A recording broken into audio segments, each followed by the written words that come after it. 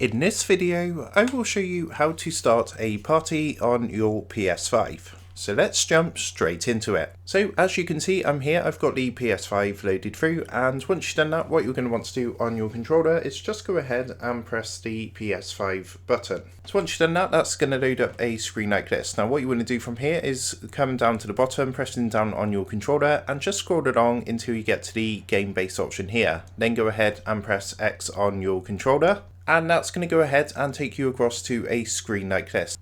And then from here, what you're going to want to do on the menu on the left hand side is just scroll down to the headset icon. Now this way you can actually come to start a party. As you can see, if you go right, you've got the option to start a party. So what you can do with parties is you can start a party to voice chat or even use the share screen feature and share play with your friends. So all you need to do is press on to start party. Then you can choose to start an open party, which means that's open to your friends to join, and friends of party members can also join. Or what you can do is a closed party, which means friends are only allowed to join the party by invite. You can also come down to the party settings option here and go ahead and further customize your party. So you can give the party a name, choose the player limit, as well as invite players and some other options. So once that's done, go ahead and press start party. As you can see, it's now starting the party, and here we are, we have our party selected. Now if you want to close this down at any point, as you can see, you've got an option here which says leave party. Just go ahead and press that, and that's going to go ahead and end the party. So that is how to go ahead and start a party on your PS5. I hope this tutorial did help you out today, and if this did help you out, I would really appreciate it if you was to consider dropping down below the video, leaving a like, and also subscribing to the channel. With that being said, I just want to take a minute to thank you guys for watching this quick tutorial, and I will see you in the next video.